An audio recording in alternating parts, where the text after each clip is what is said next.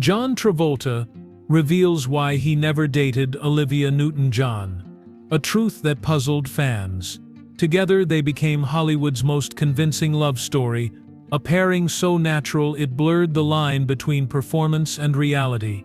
When Danny met Sandy, audiences believed they were watching something genuine unfold, not because it was dramatic, but because it felt lived in and honest. Their chemistry did not fade when the cameras stopped. Instead, it followed them, fueling rumors, expectations, and decades of unanswered questions.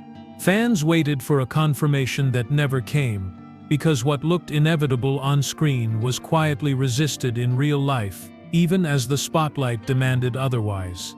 This story begins before Grease, before fame sealed their images forever, when two young stars were still becoming who they would be. Before the legacy, and before expectations hardened into myth, one deliberate decision quietly shaped everything that followed.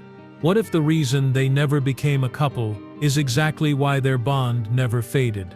Hope often arrives before certainty, and for John Travolta that hope came long before the world knew his name. Born in February 1954, he grew up in a working-class New Jersey family where performance was encouraged, but success was never promised. Dance lessons, local theater, and auditions filled his teenage years, yet none of it came with security. What existed instead was hunger, the kind that pushes someone forward even when the outcome remains unclear. Travolta left high school early to chase acting full-time, a decision that carried risk at every step. Broadway offered him his first real validation when he appeared in Over Here, in 1972. But stage work did not guarantee longevity. Roles came and went, applause faded, and the next job was never certain. Television helped him gain visibility when Welcome Back, Kotter premiered in 1975, finally placing his face in American living rooms each week. The recognition was real, yet it was fragile. Television fame had a way of vanishing quickly, and many young actors discovered too late how easily they could be replaced. Film work followed, but even that came with pressure rather than comfort. Carrie in 1976 introduced Travolta to a wider audience, yet it did not secure his future. He was talented, noticed, and working, but none of that meant stability. Hollywood was filled with actors who had been one successful role away from permanence, until they were not. Travolta understood that reality better than most, because every step forward seemed to come with the reminder that another actor could take his place tomorrow.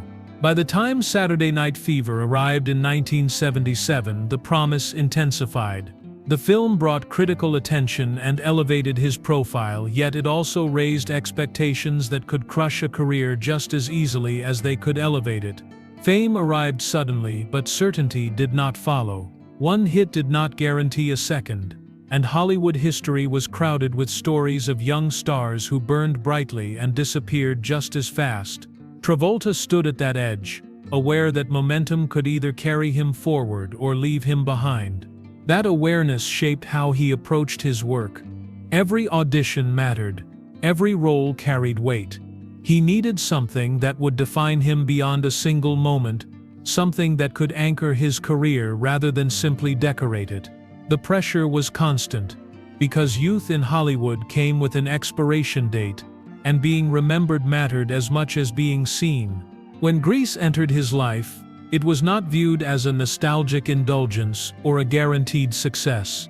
It represented possibility at a time when nothing felt secure. Travolta was no longer an unknown, yet he was far from safe. The role of Danny Zuko offered a chance to connect with audiences in a way that extended beyond intensity or rebellion.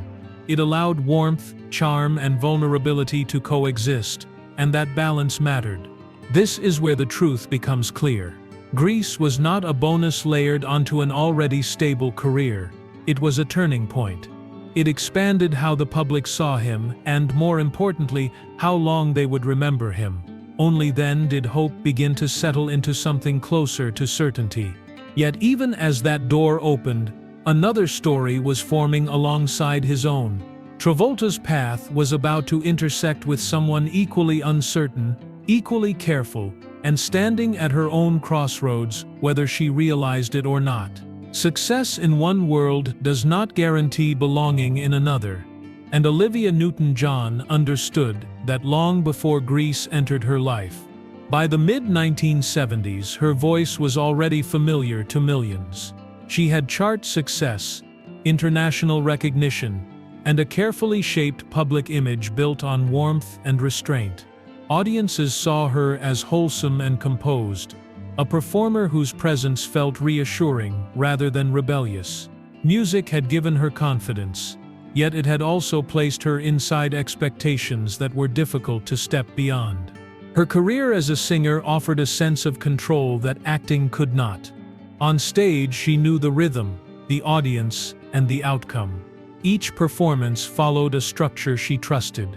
Film sets worked differently. Scenes were broken apart, emotion was measured in fragments, and vulnerability was constant.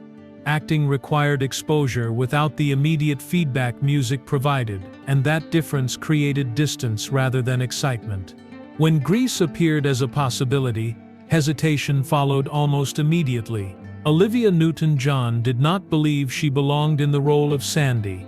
The character demanded transformation, youthfulness, and an American high school identity that felt far removed from her own experience. She questioned whether she could convincingly step into that world, and whether she should try at all. Even her age weighed on her mind, reinforcing the feeling that Sandy belonged to someone else. Behind the polished public image was uncertainty.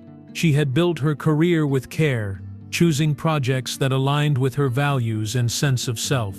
A Hollywood musical carried the risk of reshaping how the public saw her, and that shift could not be undone. Confidence on stage stood in sharp contrast to uncertainty on set, where every expression would be captured and examined without the comfort of familiarity.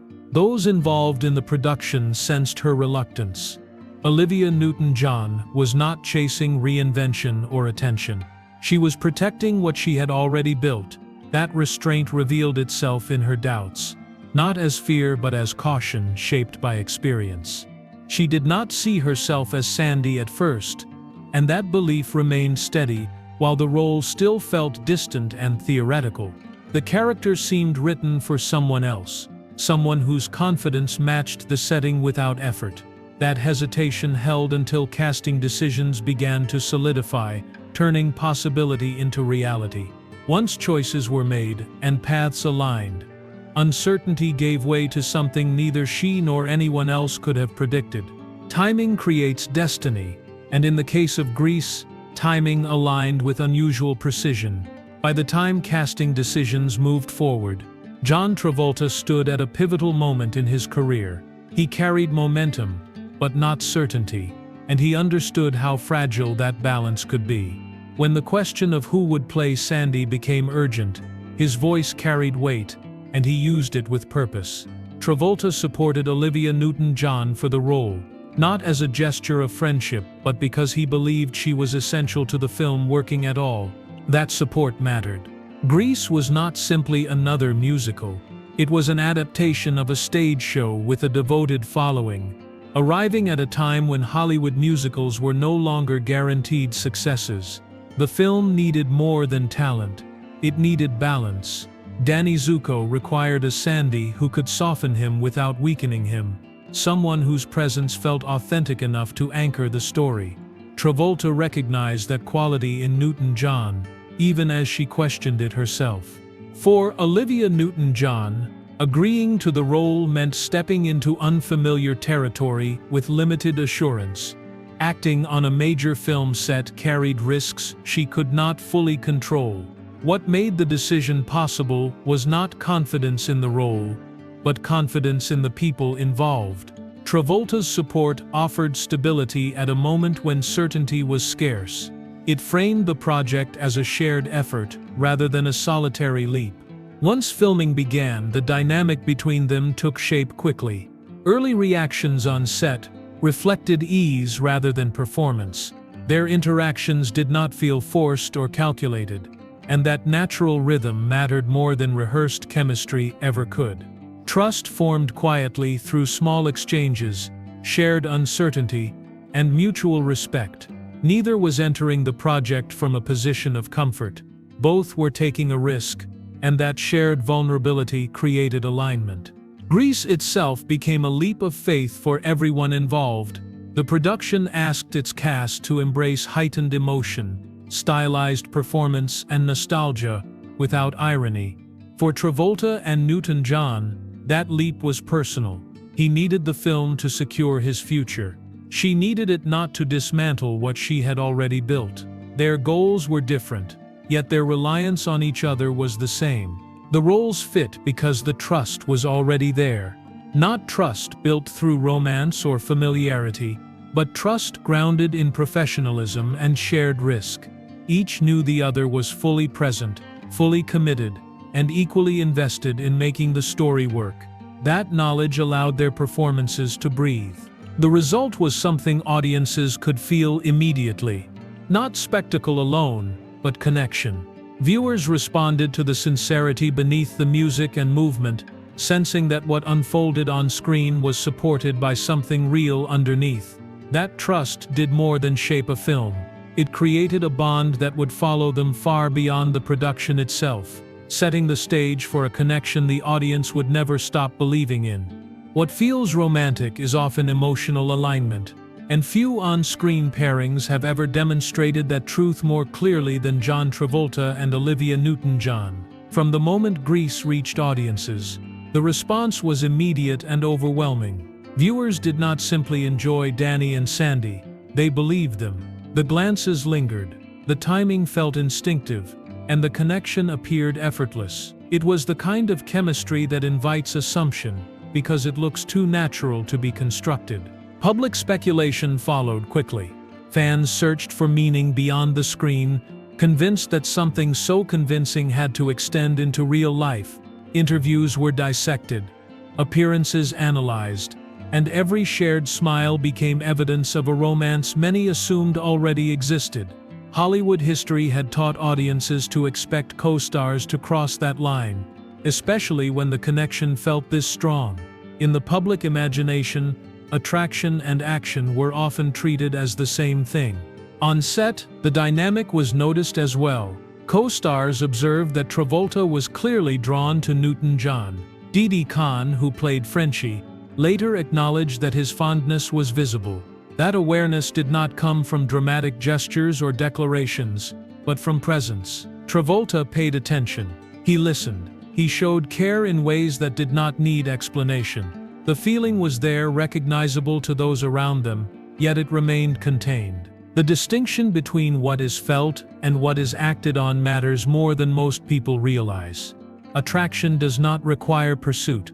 Emotional alignment does not demand romance. Travolta and Newton-John shared a rhythm built on trust, timing, and mutual respect, not impulse. Their connection functioned like a spark held carefully in the hand, warm enough to be felt, yet never released in a way that could burn. That restraint was not accidental, it was deliberate. The difference between attraction and action shaped everything that followed. Acting allowed them to channel feeling without ownership, expression without consequence. On screen, emotion could expand safely. Off-screen, boundaries remained intact. That separation protected not only their working relationship, but the integrity of what they were creating together. The chemistry thrived because it was never consumed. Audiences sensed that control, even if they could not name it. The tension felt authentic because it was unresolved. Nothing was rushed, nothing forced. Instead of collapsing into familiarity, the connection stayed alive through distance and discipline.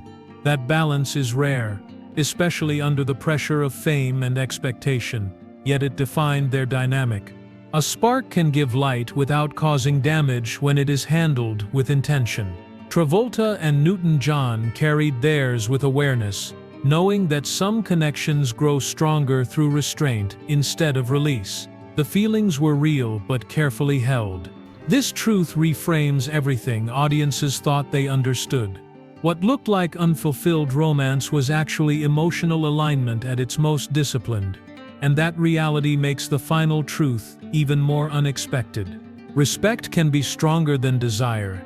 And this is the truth that finally explains what never happened between John Travolta and Olivia Newton-John. For years, the absence of a romance invited speculation, yet the reality was far simpler and far more deliberate. During the filming of Grease, both were involved with other partners. That fact alone created a boundary neither was willing to cross, not out of fear but out of principle. Olivia Newton-John spoke about this openly in later years, offering clarity where rumors once lived. She explained that the choice to remain professional was rooted in respect for their personal lives, for each other, and for the work they were doing. The connection existed, but it was guided, not indulged. That distinction mattered. For her, professionalism was not a barrier to closeness. It was the foundation that made closeness possible. She believed that dating could have damaged what they were building together. A real relationship carried the risk of emotional fallout, distraction, or resentment, all of which could have altered the balance that made their partnership work. In her view, preserving the chemistry meant protecting it from reality. That perspective reframed the narrative entirely. What appeared to be restraint was actually intention. The bond they shared has often been described as sisterly, a word that can be misunderstood when taken at face value. In this context, it did not mean distance or lack of feeling. It meant safety. It meant trust without expectation, closeness without demand. Emotional safety allowed them to show up fully without pressure to perform beyond the script. That environment strengthened their connection rather than limiting it. John Travolta's later reflections echoed this understanding. The respect between them was mutual and enduring. He did not speak of regret or missed opportunity.